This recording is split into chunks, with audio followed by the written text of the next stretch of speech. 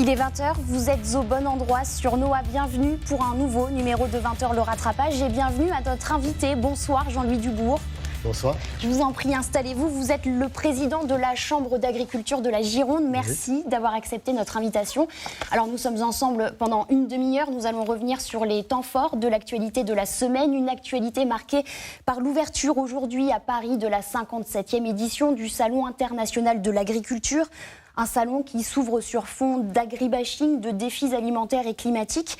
Finalement, c'est un moyen pour établir le dialogue entre consommateurs et agriculteurs. Oui, le salon permet aux agriculteurs de venir présenter leurs produits. Enfin, certains d'entre eux viennent sur place. C'est un moyen de s'étalonner, parce qu'il y a des concours agricoles qui permettent de donner des prix à certains produits et certaines productions. Et puis c'est un moyen d'être au contact du grand public qui vient voir les agriculteurs et discuter avec eux. Et voilà, c'est une des facettes de ce salon, de permettre ce dialogue et j'espère cette compréhension mutuelle. Enfin, c'est le souhait des agriculteurs. La présidente de la FNSEA, Christiane Lambert, a rencontré le chef de l'État il y a quelques jours. Elle lui a fait part du nécessaire besoin de réconciliation avec la population. La transition ne peut pas se faire si les consommateurs ne nous soutiennent pas. C'est ce qu'elle a déclaré. Vous êtes d'accord avec ces propos ? Oui. Christiane Lambert a des propos très forts, très optimistes. Et effectivement, il faut que les agriculteurs soient capables de créer du lien avec les consommateurs et qui sont leurs clients et établir des relations de confiance avec eux dans cette ambiance où la production agricole est mise en accusation alors qu'elle n'a jamais été aussi saine et d'aussi grande qualité dans notre pays, en France, et c'est reconnu partout dans le monde. Alors vous dites une ambiance plutôt morose, mais l'excitation est quand même palpable chez les agriculteurs qui participent au salon. En Limousin, une dizaine d'artisans et de producteurs regroupés sous le label Origine Corrèze sont à Paris pour présenter leurs produits. Nous les avons rencontrés quelques jours avant leur départ. On regarde ce reportage, on en parle juste après. Laurent fait partie des 10 producteurs du département qui représenteront la Corrèze au Salon de l'agriculture. Si cet éleveur de limousine commercialise déjà une partie de sa production en vente directe sur des marchés parisiens, cette année, pour la première fois, il fera goûter sa viande aux visiteurs du salon. On espère faire un petit peu d'argent aussi, voilà, et aussi voir des clients, pas forcément vendre beaucoup de viande parce qu'on y va avec une petite vitrine, mais retrouver des clients qu'on va retrouver après sur d'autres marchés. Ce matin, c'est sur son exploitation qu'ont été présentés l'ensemble des produits et professionnels qui représenteront notre département à Paris. Huile de noix, vin, fromage, charcuterie, il y en aura pour tous les goûts. Une bonne occasion aussi de se faire connaître. Nicolas est charcutier traiteur et il proposera sa dernière nouveauté. On va présenter le pâté de pommes de terre qui sera vendu entier, mais également chaud, que les gens puissent le manger directement dans l'allée. Voilà, on proposera tous ces produits-là sur le salon. Inauguré lors de la dernière édition, le stand Corrèze verra sa surface doubler cette année. 70 mètres carrés pour mettre notre département et ses productions en valeur, avec cette année un objectif bien défini. L'intérêt, c'est d'asseoir la marque territoriale Origine Corrèze, de faire en sorte qu'au travers les médias, au travers de tous ceux qui passent sur les stands, on ait ces producteurs qui soient les ambassadeurs de cette marque. Montant de cette participation, 43 000 €, dont un tiers à la charge des producteurs. Le prix à payer pour être présent dans la plus grande ferme du monde. L'année dernière, le Salon international de l'agriculture a accueilli près de 800 000 visiteurs. Jean-Louis Dubourg, le label Origine Corrèze a été lancé en octobre dernier. C'est une façon aussi de répondre aux attentes du consommateur. Oui, c'est une initiative des agriculteurs qui est très positive. Ils ne sont pas restés à attendre en Corrèze que les consommateurs viennent vers eux. Et il y en a quelques-uns que j'ai reconnus sur le reportage. Ce sont des gens qui sont volontaires et qui savent qu'il faut qu'ils fassent des efforts et qui présentent leurs produits le mieux possible aux consommateurs. Oui.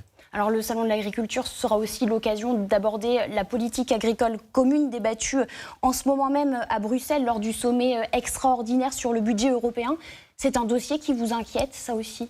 Oui, enfin, c'est un dossier qui nous préoccupe. Inquiète, oui, enfin, ça dépend de la tournure que cela va prendre. La politique agricole commune, c'est la seule politique européenne qui a été mise en place sur le continent. Et c'est très important pour les agriculteurs d'avoir les aides que l'on reçoit, qui sont là pour compenser Sans les prix. elles, un agriculteur sur 5 n'aurait pas de salaire. Oui, peut-être même plus. Hein. Moi, le premier, j'en fais partie.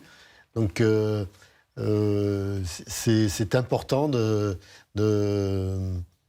d'avoir une juste répartition de ces aides. Et il faut savoir bien définir l'ambition que l'on veut pour l'agriculture de notre pays et surtout pour la qualité de l'alimentation que l'on souhaite. Si on veut une alimentation de qualité et saine, eh bien, ça a un coût et les agriculteurs n'ont pas fait vœu de pauvreté et donc ils sont là pour pouvoir vivre de leur travail correctement et dignement. Un autre sujet qui ne manquera pas d'être abordé lors du Salon de l'agriculture, c'est le virus de la tomate.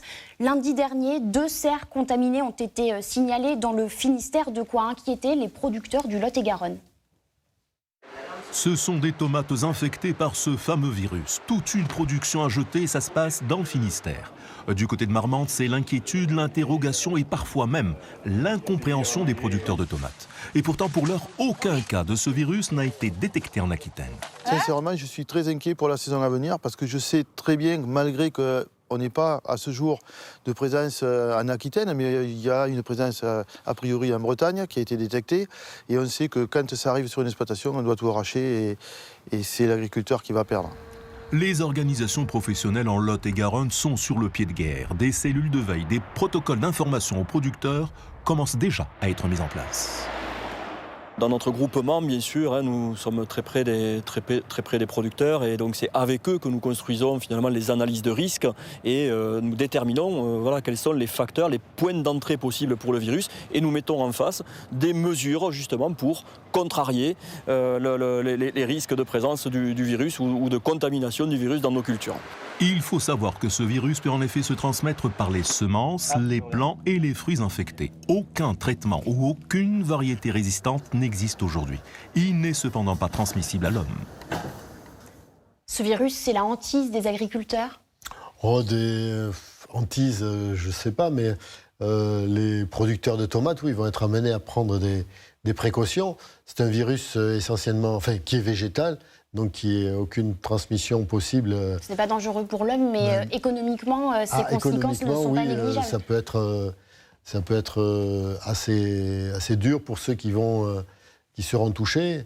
Maintenant, il y a des règles sanitaires à connaître, d'où de l'importance sur la traçabilité à laquelle nous sommes attachés, là, les chambres d'agriculture, la traçabilité des productions agricoles et la traçabilité des semences, des plants, d'où les exigences de certification des plantes et des plants et des semences. Alors concrètement, comment la Chambre d'agriculture accompagne les producteurs ? Alors, les accompagne. La Chambre d'agriculture n'est pas là pour faire des contrôles, c'est pas son rôle. Elle est là pour les accompagner, leur donner du conseil et leur donner toutes les données techniques qui permettent d'assurer une bonne traçabilité dans les plants que les agriculteurs reçoivent et les accompagner dans la mise en place de ces procédures de qualité sanitaire des plants et des semences. Alors, autre virus, autre inquiétude. Cette fois-ci, Jean-Louis Dubourg, je vous propose de nous intéresser au coronavirus et à ses conséquences économiques. Dans notre région, le beurre Charentes-Poitou, très prisé en Chine, risque de souffrir de cette épidémie. Plus 10% de ventes à l'étranger. Le beurre AOP Charentes-Poitou ne s'est jamais aussi bien exporté. Des chiffres dévoilés par son association de laiterie. Leur meilleur client, le marché asiatique. Ils sont friands surtout donc de produits qui sont des produits sûrs et des produits de qualité. Ils ont subi il y a quelques années donc en fait l'effet d'une crise sur le plan de la qualité des produits laitiers qui reste encore dans la mémoire des Chinois. Et aujourd'hui donc ils savent que les exigences sur le plan de la qualité des produits laitiers français est reconnue partout dans le monde. D'excellents chiffres malgré le contexte international. Pas encore d'impact sur les ventes, mais le coronavirus complique les échanges commerciaux avec la Chine. On avait des choses prévues en Asie, dans le cadre du programme Enjoy qu'on fait avec les huîtres marraines au lairon et le vin Chablis. Et donc on a décalé nos actions. On devait notamment avoir un voyage de presse avec des chefs asiatiques qui était prévu début avril, qui aura lieu un petit peu plus tard en octobre. Une crise sanitaire suivie de près par les acteurs de la filière du beurre Charentes-Poitou. Avant son apparition, il venait de débloquer un budget communication de 900 000 € en direction de l'Asie. Jean-Louis Dubourg, quand la Chine tousse, le monde s'enrhume? On peut résumer ça comme ça. Et c'est vrai qu'on est, nos activités économiques sont très dépendantes du marché, des marchés mondiaux. Et effectivement, certains pays comme la Chine ont des spécificités ou dans leur production ou dans leur fourniture. Et puis le fait que, bien, actuellement, pratiquement tous les accès soient fermés, mais ça complique. Entre autres pour nos productions agricoles qui partent là-bas. On parle du beurre. Les vins de mais Bordeaux. nous, en Gironde, on a les vins. Il y a une grande foire sur les vins qui était programmée normalement au mois de mars à Chengdu, une grande ville chinoise, qui a été annulée. Donc c'est en plus du conflit commercial avec les États-Unis. Du conflit commercial avec les États-Unis, puis les Chinois qui ont pris des mesures qui favorisent les vins des autres pays. Donc tout ça n'est pas très bon pour la filière viticole de notre département. Cette initiative à présent qui vous donnera peut-être des envies, Jean-Louis Dubourg. En Lot-et-Garonne, la Chambre d'agriculture donne des vaches aux agriculteurs pour tenter de relancer l'élevage dans le département. Tout le monde avait des vaches. D'ailleurs, on descendait tous les mercredis, on ne loupait aucun mercredi, aller au marché. On se parlait entre agriculteurs, on disait ci, ça, là. Parce qu'aujourd'hui, c'est des gros. Voilà, ils ont 500, 400, 500 hectares. Et c'est différent, quoi, c'est tout. L'âge d'or de l'élevage en Lot-et-Garonne, Jacques s'en souvient comme si c'était hier. À la belle époque, ces prairies abritaient une centaine de têtes de bétail. Alors pour lui, voir arriver ces bêtes chez son fils, c'est un peu prolonger l'ADN de la famille. Il y a toujours eu des vaches ici, ça c'est sûr. Il y a l'hangar, il y a les bâtiments, il y a tout. Et le fait d'avoir des prairies valoriser un peu plus l'exploitation, en plus de la céréale, quoi. 10 garonnaises d'une valeur de 20 000 € offertes par la Chambre d'agriculture. Un appel du pied pour susciter des vocations. Julien, lui, n'est pas du sérail. Ancien chef dans la restauration, le jeune homme de 39 ans démarre tout juste sa nouvelle activité avec l'envie de renouveler le métier d'éleveur. Et j'aimerais vraiment développer la vente à la ferme, pour avoir le lien avec les gens, que les gens viennent, découvrent l'élevage, qu'ils en voient aussi une autre image de ce qu'on voit aussi beaucoup en ce moment dans les médias et sur les réseaux sociaux surtout. Financer une partie du cheptel des nouveaux éleveurs, l'initiative est inédite en France. Une politique offensive totalement assumée par la Chambre d'agriculture du Lot-et-Garonne. On battait des bras comme ça, on dit tiens, encore une ferme où la grange se ferme, se termine, où les animaux s'en vont, c'est fini, il n'y en a plus, et il n'y en aura plus. Donc nous, on a voulu arrêter de battre des bras et faire une réelle action et, comme je vous le dis, repeupler les campagnes. Une aide sonnante et trébuchante de 100 000 € renouvelables. L'appel est lancé pour refaire du département une terre d'élevage. C'est peut-être ça la solution pour susciter des vocations aujourd'hui ? Peut-être, mais je pense que si un éleveur il doit pouvoir s'installer, avoir un modèle économique viable, et pour ma part, je préfère que les budgets de la Chambre d'agriculture servent au développement. Il vaut mieux, moi je préfère aider 10 ou 20 agriculteurs avec 100 000 € en les conseillant et en leur apportant tous les moyens nécessaires à s'installer pour vivre, plutôt qu'acheter, dépenser 100 000 € pour un éleveur. Mais là, il y avait une vraie problématique en Lot-et-Garonne, de moins en moins d'élevage. Oui, mais je ne suis pas certain que ce soit la mission de la Chambre d'agriculture d'acheter des vaches pour les donner à un agriculteur. La mission de la Chambre d'agriculture, c'est, avec la même somme, on peut aider 10 agriculteurs qui vont réellement vivre économiquement et avec un système qui sera viable, et sans une aide artificielle comme on peut l'avoir ici, quoi. Alors, s'il y a de moins en moins d'éleveurs en Lot-et-Garonne, en Dordogne, ce qui pose problème, c'est le manque de vétérinaires. Exemple du côté de Heimé. Comme souvent, c'est une urgence. Le vélage s'est mal passé la veille. Sans l'intervention de ce vétérinaire, cette vache n'aurait sans doute pas survécu, ni son veau à bout de force. Là, si on laisse faire, il n'ira jamais téter la vache. Le docteur Crochelet a 65 ans. Il pourrait prendre sa retraite, mais sur le secteur, il est seul. 120 éleveurs comptent sur lui, aucun successeur en vue, et c'est ce qui les inquiète. Ma peur, c'est de ne plus avoir de vétérinaire pour soigner un animal. Donc c'est vite 1500 € qui tombent par terre. Vous avez trouvé la solution? Vous avez dit que quand j'arrêtais, vous arrêtiez? Oui. Allô? Oui, monsieur Dubiazy, bonjour, c'est monsieur Crochelet. Oui. Je suis là dans 10 bonnes minutes, ça va? 37 ans que le docteur Crochelet sillonne les routes de Dordogne. Mais le métier a changé. Ses confrères, partis en retraite, n'ont pas été remplacés et il passe 2 fois plus de temps dans sa voiture. Autrefois, on était 5 ici sur le secteur, à un rayon de 10 km, 10-15 km, 5 vétérinaires. Maintenant, je me retrouve tout seul pour assurer le rayon de tous les vétérinaires existants à l'époque. J'arrive facilement à 200 km par jour. Ouais. La Dordogne est ce qu'on appelle un désert vétérinaire. Sur les 142 professionnels installés, seuls 23 assurent des tournées rurales. Les autres restent dans leur cabinet. Principale raison, un métier difficile, physique, qui n'attire plus les jeunes et des actes moins rémunérés qu'en ville.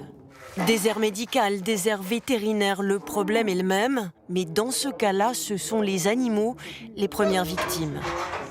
Le constat est inquiétant en Dordogne. Oui, on peut c'est malheureusement pas le cas unique pour la Dordogne, mais c'est le problème de la désertification des zones rurales. Vétérinaire, ça empêche les agriculteurs de travailler correctement, mais le reportage l'a indiqué également, un désert médical pour les humains et absence des services publics. Donc c'est toute la ruralité qui disparaît progressivement. Et il faut savoir, c'est aux pouvoirs publics, savoir dire s'ils veulent une France vivante à l'intérieur des terres ou des zones de friche. Jean-Louis Dubourg, également à la une de l'actualité cette semaine, cette nouvelle vidéo choc publiée jeudi par L214 de l'association de défense des animaux. Cette fois-ci, elle épingle un abattoir implanté à Boulazac en Dordogne. Attention, certaines images peuvent choquer. C'est une nouvelle vidéo choc que diffuse L214 sur ces images tournées en novembre et décembre 2019 dans cet abattoir près de Périgueux. Apparaissent selon l'association de nombreuses infractions lors de la mise à mort des veaux. Égorgement de l'animal en station debout, étourdissement raté dû à une mauvaise immobilisation du veau. Selon L214, quasiment tous les abattages seraient réalisés en violation de la réglementation. Ici, vous voyez, il n'y a aucun contrôle. Il est retourné, il continue encore à respirer, alors que normalement, il devrait être laissé encore immobilisé. Donc là, on voit très bien, c'est incontestable, la respiration, elle est là. Et donc là, il n'a une patte coincée, donc ça montre aussi que l'immobilisation n'était pas complète. Et il est relâché, la porte s'ouvre, et il est envoyé sur la chaîne, encore conscient et encore sensible. Ça veut dire que c'est des animaux qui ont la gorge tranchée et qui se voient mourir en fait. C'est une agonie qui est prolongée. Pour l'association, ces manquements à la règle seraient en partie dus à la cadence d'abattage imposée aux salariés. Le fait de le saigner debout et de le relâcher rapidement, ça fait qu'on peut augmenter la cadence. Il faut savoir qu'il y a 90 veaux qui sont tués à l'heure. Donc ça fait plus d'1 à la minute. Donc il faut que ça aille vite. Sur ces images, certains animaux montreraient des signes de reprise de conscience une fois l'abattage effectué. Des accusations que réfutent les services vétérinaires. On n'est pas derrière chaque opérateur en permanence. On n'insiste pas aux opérations d'étourdissement, de saignée de tous les animaux. Mais ce que je peux dire, c'est que cet abattoir est en règle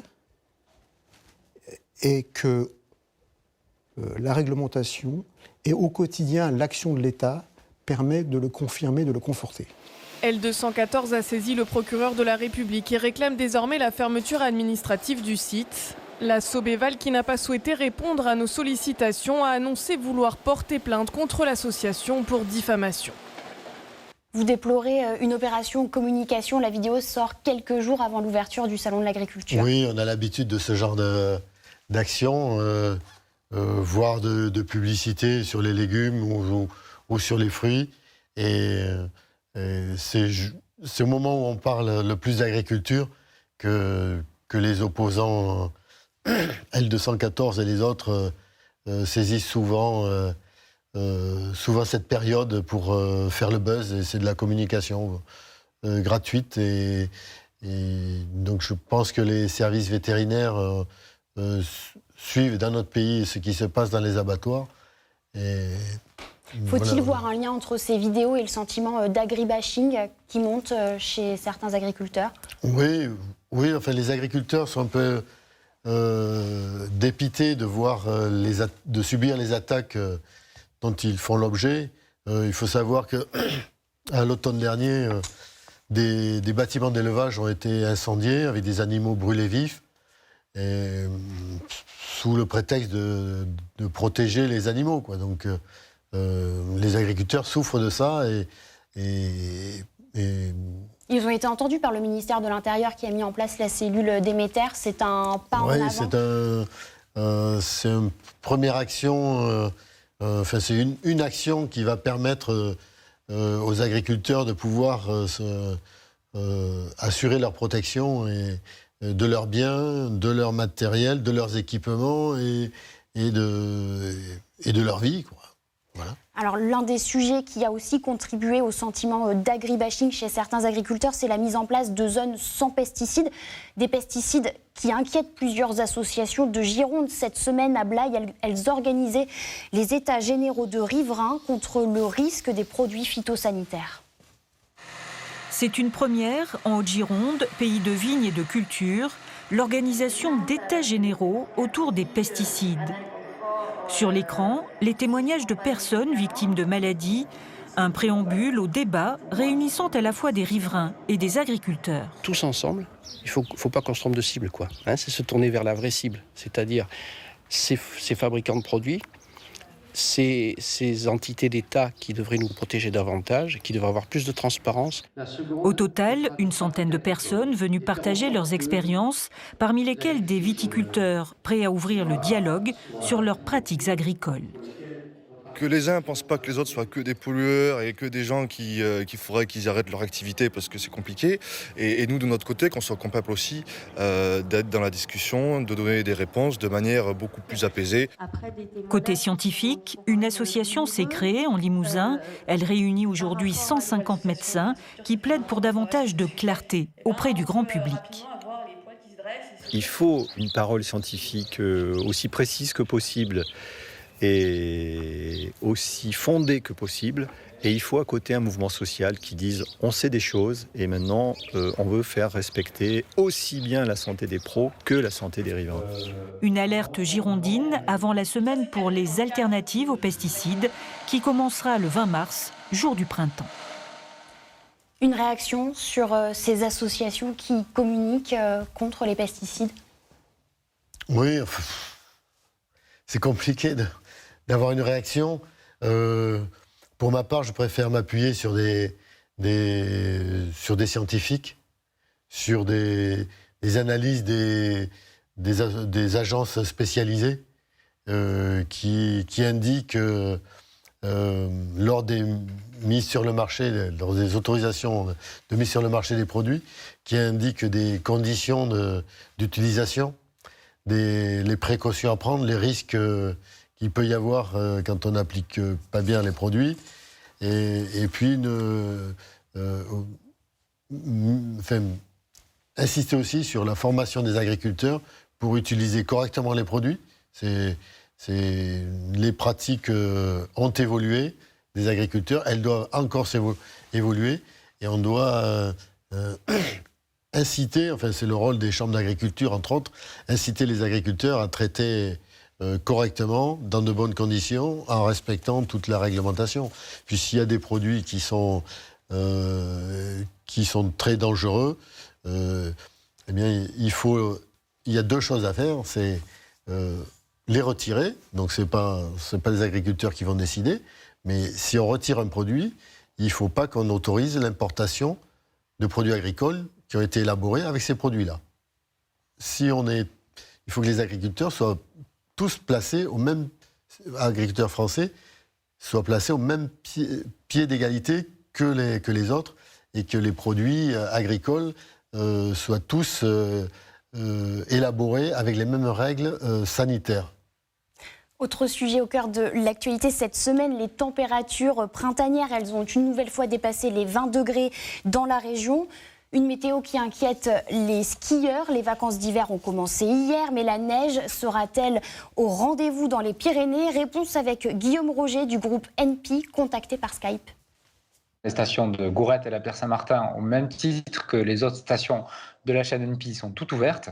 On va trouver 11 pistes ouvertes à la Pierre Saint-Martin, 21 pistes à Gourette, une dizaine de remontées mécaniques sur 12 sur la même station. Et au niveau de l'enneigement, donc un enneigement quasi normal sur les versants nord à partir de 1900 mètres et au-dessus.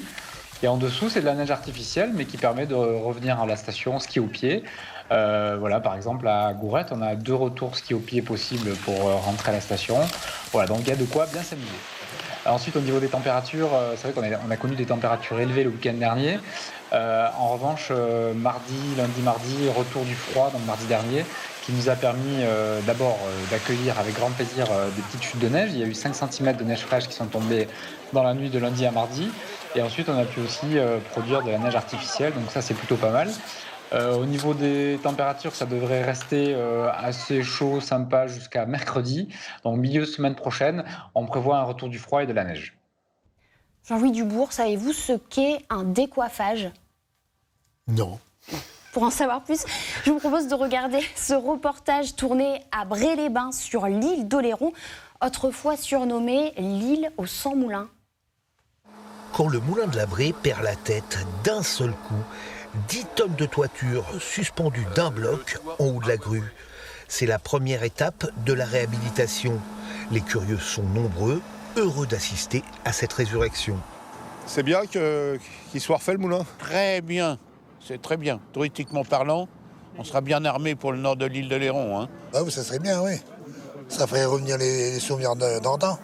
Il y a quelques années, la communauté de communes de l'île d'Oléron a racheté la bâtisse. Pour les élus, c'est un symbole du patrimoine local. L'île d'Oléron était, à la fin du 19e siècle, l'île aux 100 moulins. Donc c'est un retour sur notre histoire. Et c'était le dernier moulin qui était encore fonctionnel au niveau de l'ensemble du territoire. Fonctionnel, mais pas en fonction. Une grosse restauration est nécessaire pour que les ailes tournent à nouveau, car elles vont bien retourner. L'idée, c'est de refaire fonctionner ce moulin, donc que ce soit un moulin qu'on puisse à la fois visiter, mais également qu'il soit un moulin productif, donc c'est-à-dire avec un meunier qui va moudre de la farine. Donc en 2022, normalement, on pourra venir voir le meunier et acheter de la farine ici à la Bray. On attend donc ce moment avec impatience, car avouons-le, sans vouloir polémiquer, un moulin, c'est plus modeste et plus joli qu'une éolienne. Cette émission touche à sa fin. Jean-Louis Dubourg, un dernier mot peut-être sur l'ouverture du Salon international de l'agriculture. 57 ans après, l'excitation est toujours la même pour les agriculteurs? Oui, les agriculteurs sont toujours motivés pour aller exposer leurs produits, rencontrer les visiteurs. Et puis ceux qui n'exposent pas leurs produits, c'est aussi un salon de rencontres professionnelles qui est très important et très riche. Et puis maintenant que le salon est à 2h04 de Bordeaux, c'est presque plus rapide d'aller au salon que d'aller faire du ski, comme on l'a vu tout à l'heure. On ne sera pas déçus. Merci Jean-Louis Dubourg de nous avoir accompagnés tout au long de cette émission. Je le rappelle, vous êtes le président de la Chambre d'agriculture de la Gironde. Et merci à vous de nous avoir suivis. 20h, le rattrapage s'absente pendant les vacances d'hiver. J'aurai le plaisir de vous retrouver à la rentrée. Passez une excellente soirée sur Noah.